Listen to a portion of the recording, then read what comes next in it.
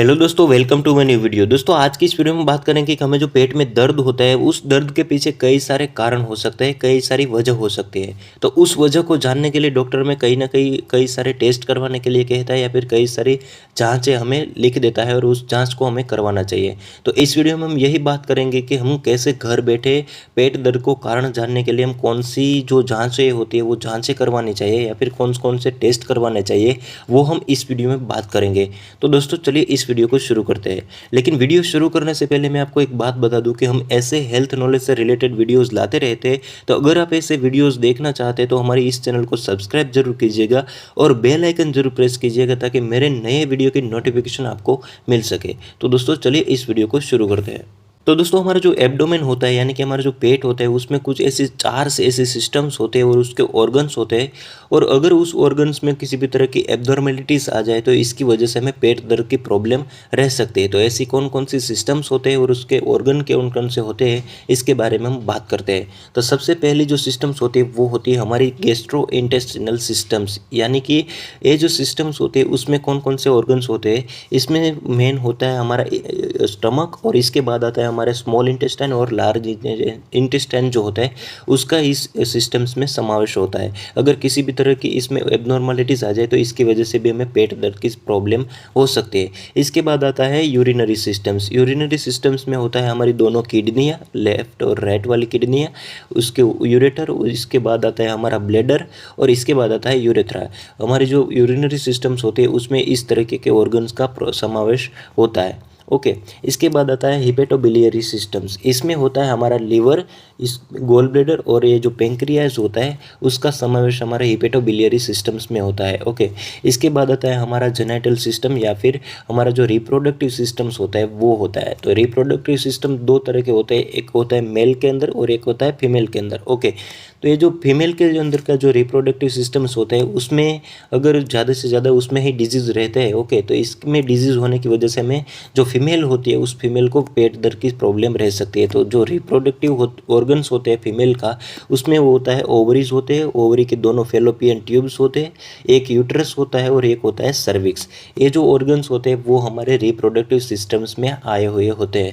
तो ये जो हमने बात करी कुछ ऐसे चार सिस्टम्स के बारे में जो कि पेट दर्द के लिए रिस्पॉन्सिबल होते हैं और उसके कुछ ऐसे ऑर्गन्स के बारे में, अगर उस ऑर्गन्स में अगर एब्नॉर्मलिटीज़ आ जाए तो इसकी वजह से हमें पेट दर्द की प्रॉब्लम हो सकती है।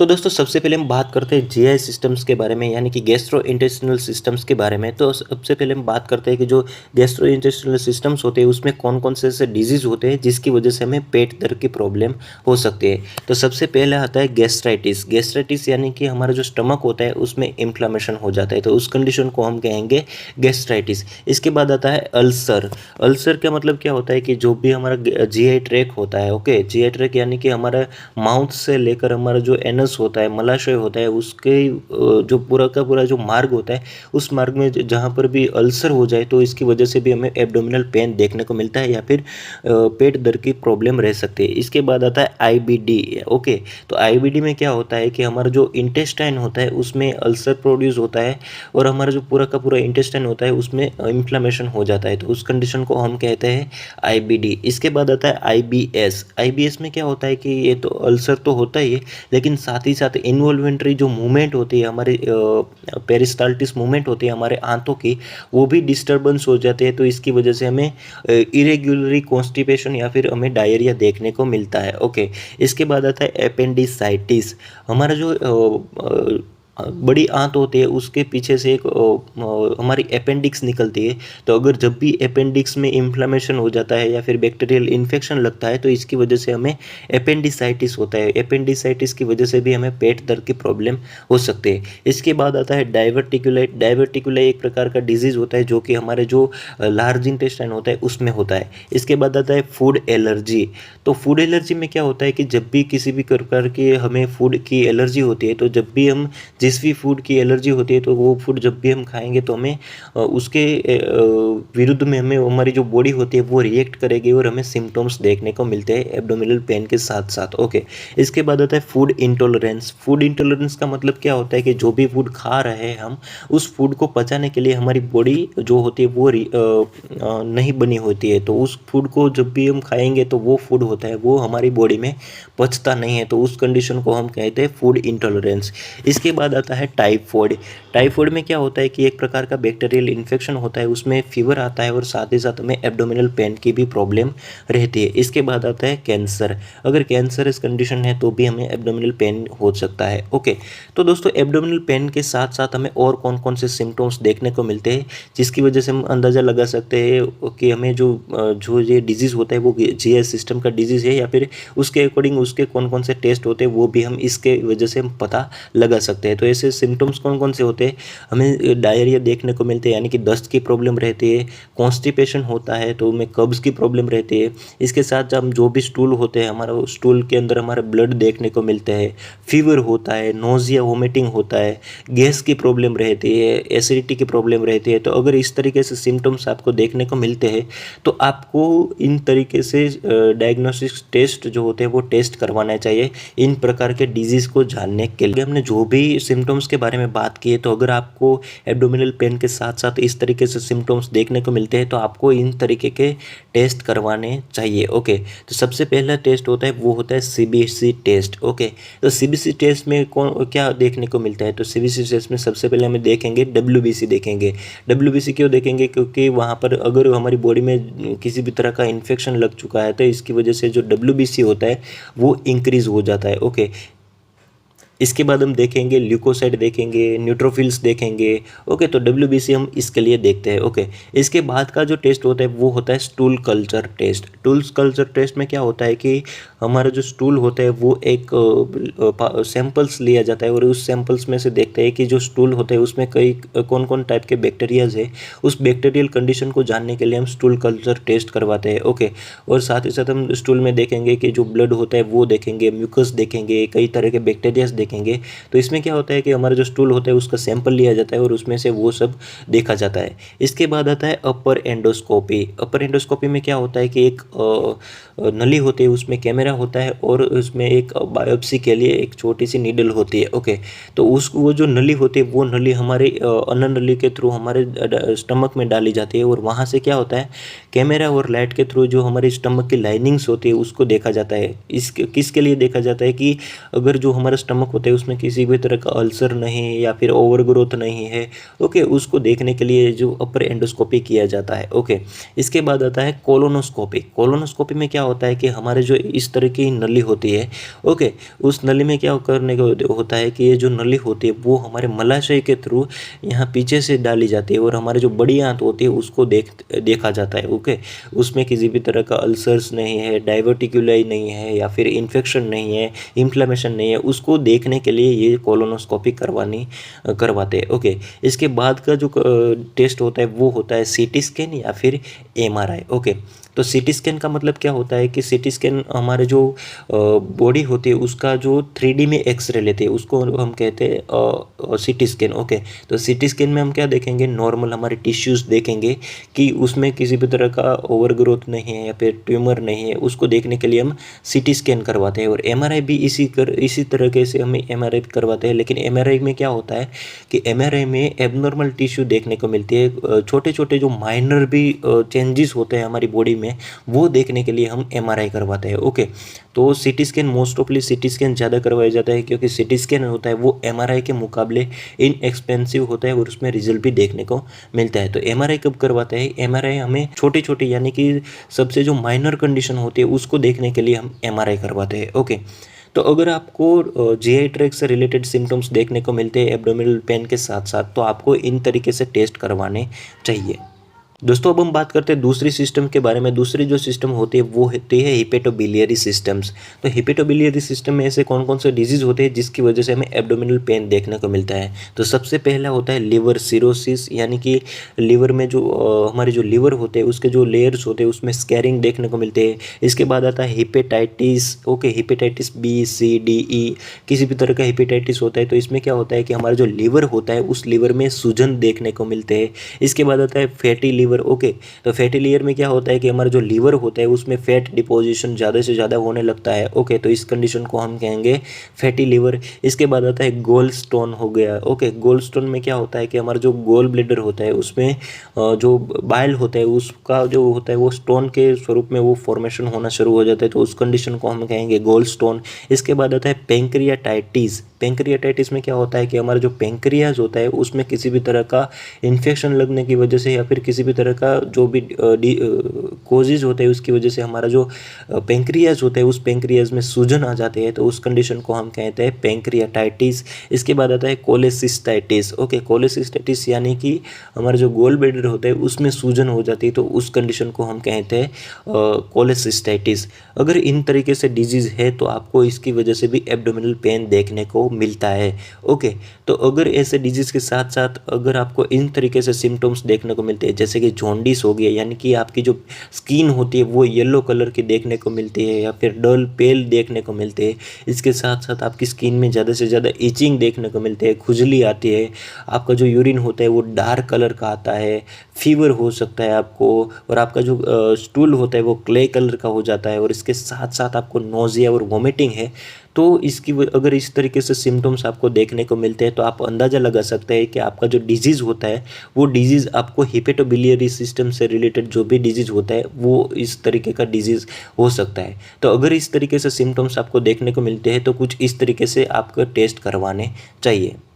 सबसे पहला जो टेस्ट होता है वो होता है लीवर फंक्शन टेस्ट, यानी कि जो लीवर होता है उसका फंक्शन, जो पूरा का पूरा फंक्शन होता है वो कैसा होता है उसको जानने के लिए हम लीवर फंक्शन टेस्ट करवाते हैं। उसमें क्या क्या होता है, टोटल प्रोटीन कितना होता है वो सिक्रेट करता है वो हम जानेंगे, इसके साथ एल्ब्यूमिन, ग्लोब्यूलिन, टोटल बिलीरुबिन का अमाउंट भी हम जानेंगे। इसके साथ साथ कुछ एंजाइम्स होते हैं जैसे कि AST और ALT का, उसका भी लेवल जानेंगे। ओके, तो अगर हमारा जो लीवर होता है वो नॉर्मल फंक्शन कर रहा है तो हमारा जो लेवल होता है वो सभी का लेवल नॉर्मल अमाउंट में रहता है, लेकिन अगर लीवर में किसी भी तरह की एबनॉर्मलिटीज़ आती है तो इसका जो लेवल होता है वो हमें बढ़ा हुआ देखने को मिलता है। तो लीवर फंक्शन टेस्ट की मदद से हम लीवर की जो टोटल परिस्थिति होती है उसको जान सकते हैं। ओके, इसके बाद हम करवाते हैं CT स्कैन या फिर MRI। जैसे कि हमने आगे बात करी थी कि CT स्कैन जो होता है वो हमें 3D में एक्सरे दिखाता है। तो अगर हम लीवर का जो CT स्कैन करवाते हैं तो उसमें क्या होता है 3D में हम लीवर की पोजीशन देख सकते हैं, और इसके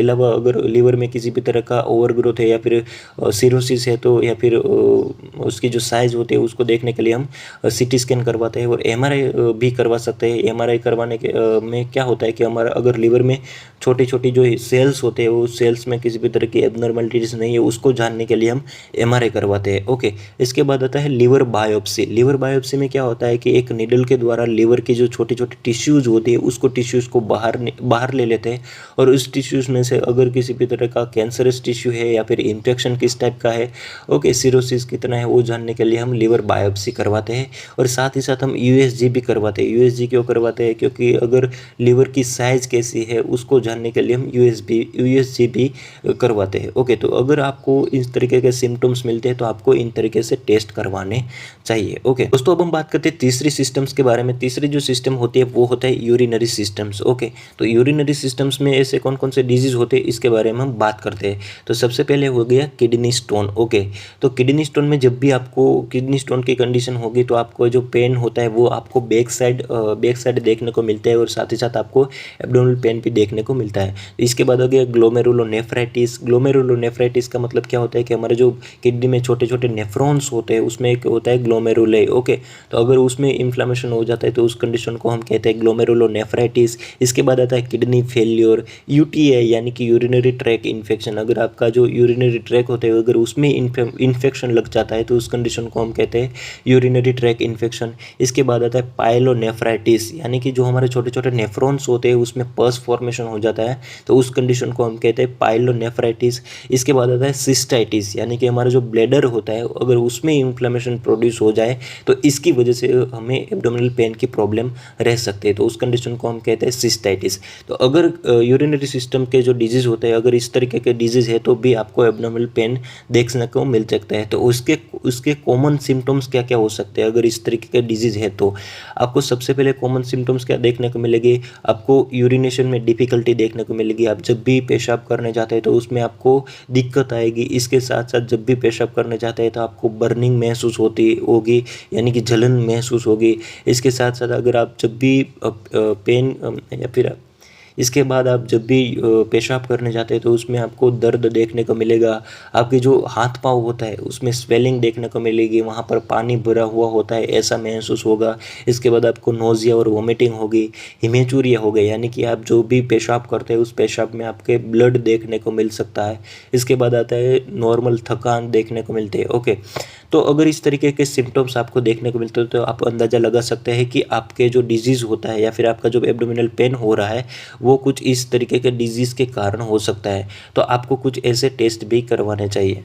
तो दोस्तों सबसे पहला जो टेस्ट होता है वो होता है यूरिन एनालिसिस टेस्ट। ओके, तो यूरिन एनालिसिस में क्या होता है, यूरिन का सैंपल लिया जाता है और यूरिन सैंपल को हम माइक्रोस्कोप में देखते हैं। तो उसमें कौन क्या क्या देखते हैं हम, उसमें सबसे पहले हम देखते हैं आरबीसी कितने सेल्स है यानी कि हमें जो यूरिन होता है उसमें कितना जो ब्लड आ रहा है वो देखते हैं। इसके बाद हम देखते हैं पस सेल्स देखते हैं। तो इसकी वजह से हम पता लगा सकते हैं कि हमारे जो यूरिनरी ट्रैक्ट होते हैं उसमें कितना इन्फेक्शन लग चुका है। तो इसकी वजह से हम पस को देखकर हम इसका अंदाज़ा लगा सकते हैं। इसके बाद हम देखेंगे एल्ब्यूमिन प्रोटीन देखेंगे कि यूरिन में कितना एल्ब्यूमिन है यानी कि उसकी वजह से हम हमारे जो ग्लोमेरुलर होता है उस ग्लोमेरुल को कंडीशन को जानने के लिए हम एल्ब्यूमिन देखेंगे। एल्ब्यूमिन अगर ज़्यादा होगा तो हमारी किडनी होती है वो फेल होने के चांसेस भी ज़्यादा होंगे। ओके, तो सबसे पहले हम करवाते हैं urine analysis. Okay, urine analysis में हम देखेंगे आरबीसी, पस सेल्स और एल्ब्यूमिन देखेंगे। इसके बाद हम करवाएंगे यूएसजी। Okay, ultrasonography. तो यूएसजी में हम क्या देखेंगे, अगर किसी भी टाइप का स्टोन है तो वो भी यूएसजी में डिटेक्ट हो जाता है। हाइड्रोनेफ्रोसिस है यानी कि किडनी में एक्स्ट्रा सेल्यूलर स्पेस में अगर फ्लूइड भर जाता है तो उसको भी हम देख सकते हैं।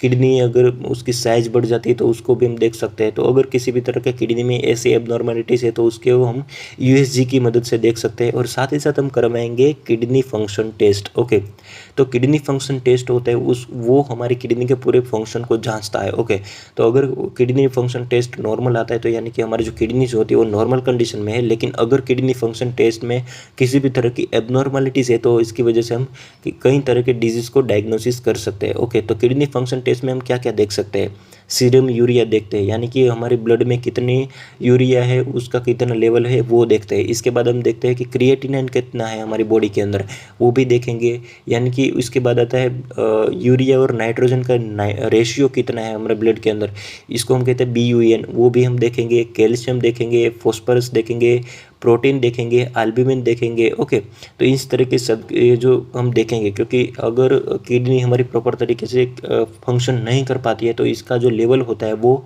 हमारे ब्लड में इंक्रीज देखने को मिलेगा। क्योंकि नॉर्मल फंक्शन में क्या होता है कि किडनी जो होती है वो इन सब को हमारी बॉडी से बाहर निकाल देती है। तो अगर किडनी प्रॉपर फंक्शन नहीं करते तो इसका जो लेवल होता है वो हमारी बॉडी में बढ़ा हुआ देखने को मिलेगा। ओके दोस्तों, लास्ट सिस्टम होती है वो होती है रिप्रोडक्टिव सिस्टम। इसमें कौन कौन से डिजीज होता है, सबसे पहला होता है यूट्राइन फाइब्रॉइड यानी कि हमारा जो यूट्रस होता है, हमारी जो बच्चेदानी होती है उसमें ओवर ग्रोथ हो जाती है। उस कंडीशन को हम कहते हैं यूट्राइन फाइब्रॉइड। इस यानी कि बच्चेदानी में जो गांठ होती है उस कंडीशन को हम कहते हैं यूट्राइन फाइब्रॉइड। इसके बाद आता है PCOD, polycystic ovarian disease. Okay, इसमें क्या होता है कि हमारी जो ओवरीज होती है उसमें भी फाइब्रोइड देखने को मिलते हैं या फिर सिस्ट देखने को मिलता है, तो उस कंडीशन को हम कहेंगे पीसीओडी। इसके बाद आता है साल्पिंजाइटिस, यानी कि हमारी जो फेलोपियन ट्यूब होती है, ओके, उस ट्यूब में अगर इन्फ्लेमेशन हो जाता है तो उस कंडीशन को हम कहते हैं साल्पिंजाइटिस। इसके बाद आता है एंडोमेट्राइटिस। एंडोमेट्राइटिस में क्या होता है कि हमारा जो यूट्रस का जो सबसे अंदर का जो लेयर होता है इसको हम कहते हैं एंडोमेट्रियम।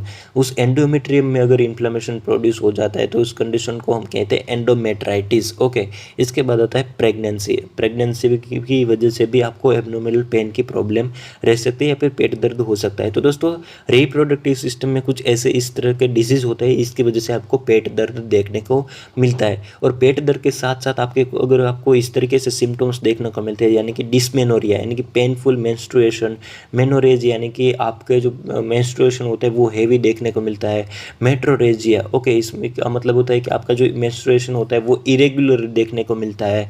इसके बाद आता है अमेनोरिया, यानी कि आपका जो मेंस्ट्रुएशन होता है वो ही आता ही नहीं है, मेंसेस आता ही नहीं, तो उस कंडीशन को हम कहते हैं एमेनोरिया। और इसके साथ साथ अगर आपको एब्डोमिनल पेन है, तो अगर इस तरीके से आपको मेंसेस रिलेटेड भी प्रॉब्लम हो रही है तो आपको जो पेट दर्द होता है वो होता है कुछ इन डिजीज़ में से आपको पेट दर्द हो सकता है। और इसके लिए आपको कुछ इस तरीके से आपको टेस्ट करवाने चाहिए। रिप्रोडक्टिव सिस्टम में जो डिजीज़ होते हैं उसके कई सारे टेस्ट होते हैं, हार्मोनल टेस्ट भी करवाना चाहते हैं, ब्लड के भी कई सारे टेस्ट होते हैं, लेकिन सबसे पहले हम यूएसजी करवाते हैं प्रेगनेंसी को जांचने के लिए, किसी भी तरह के यूट्राइन फाइब्रोइड को जांचने के लिए, पीसीओडी को जांचने के लिए उसको हम यूएसजी करवाते हैं। तो यूएसजी में क्या होता है कि हमारे जो एब्डोमेन में पूरे के पूरे जो ऑर्गन्स होते हैं उसकी एबनॉर्मलिटीज़ डिटेक्ट हो जाती है। तो इसमें नॉर्मली सबसे पहले यूएसजी करवाते हैं, यानी कि अल्ट्रासोनोग्राफी करवाते हैं। इसके बाद आता है पाप स्मीयर टेस्ट। ओके, तो पाप स्मीयर में क्या होता है कि अगर आपका जो एब्डोमिनल पेन होता है वो अगर सर्विक्स से किसी भी तरह के सर्विक्स इन्फेक्शन या फिर कैंसर से रिलेटेड है तो इसके लिए आपको पाप स्मीयर टेस्ट करवाना चाहिए। पाप स्मीयर टेस्ट में क्या होता है कि एक ब्रश होता है, वो ब्रश जो आपके जो सर्विक्स होते हैं उस वहाँ से टिश्यूज़ को लेकर उसको लैब में डायग्नोसिस करते हैं किसी भी तरह की एबनॉर्मलिटीज़ को जांचने के लिए। तो दोस्तों, ये हो गया पाप स्मीयर टेस्ट। ओके, हमने बात करी कि एब्डोमिनल पेन यानी कि पेट दर्द जो होता है वो पेट दर्द को जानने के लिए कौन कौन सी जांचें करवाई जाती है, उस जांच के बारे में हमने इस वीडियो में बात करी। ओके, तो अगर ये वीडियो आपको किसी भी तरह से हेल्पफुल रहा हो तो इस वीडियो को लाइक करना और आगे ऐसे हेल्थ नॉलेज से रिलेटेड वीडियोज़ देखने के लिए इस चैनल को सब्सक्राइब करना। Thank you.